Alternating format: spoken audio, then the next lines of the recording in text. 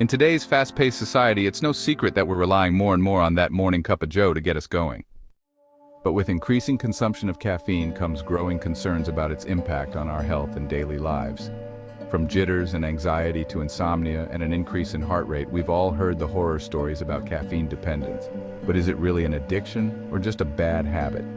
Imagine having to give up your daily coffee ritual. Could you do it? For many of us, the thought is unbearable. We're not just talking about a casual cup of coffee here. We're talking about a full-blown habit that's woven into the very fabric of our daily routines. But what happens when you try to break free from that habit?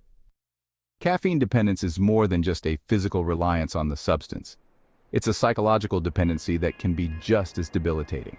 Take, for example, the college student who can't seem to focus without a cup of coffee by their side, or the working professional who relies on a morning espresso to get them through that 3 p.m. slump. We've all been there at some point or another, and it's easy to see how our brains can become wired to associate caffeine with energy and alertness. But what about the darker side of caffeine addiction?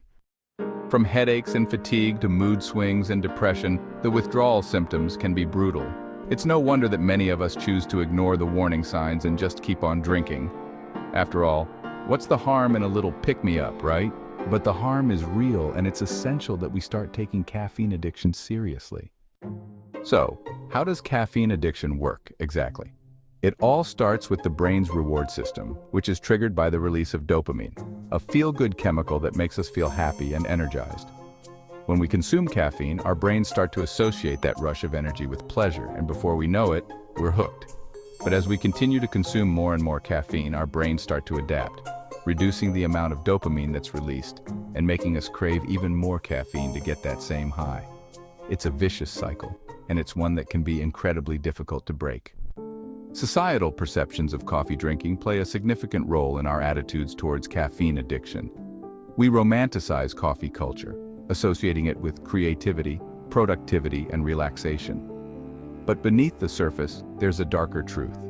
We're not just sipping on a harmless cup of joe. We're fueling an addiction that can have serious consequences for our health. Recent studies have shed some light on the addictive nature of caffeine, and the results are, well, pretty alarming. One study found that caffeine dependence affects over 30% of the population, with symptoms ranging from mild to severe. Another study revealed that caffeine addiction can be just as debilitating as addiction to other substances, such as nicotine and opioids. So the question is, does caffeine addiction meet the criteria for addiction like other substances? The evidence suggests that it does. From the physical withdrawal symptoms to the psychological dependence, caffeine addiction ticks all the boxes. But what does this mean for us as consumers? Do we need to reevaluate our relationship with coffee and caffeine? The answers aren't easy, but one thing is clear. We need to start taking caffeine addiction seriously. In conclusion, coffee addiction is real, and it's something that we need to start talking about. It's not just a harmless habit, it's a serious issue that can have significant consequences for our health and daily lives. Whether you're a casual coffee drinker or a hardcore coffee addict, it's essential that you're aware of the risks and take steps to moderate your caffeine intake. Thanks for watching, guys. If you've had any experiences with coffee, and if you want to learn more about health and wellness, be sure to like this video and subscribe to the Coffee Room. Make the background music happy and bright.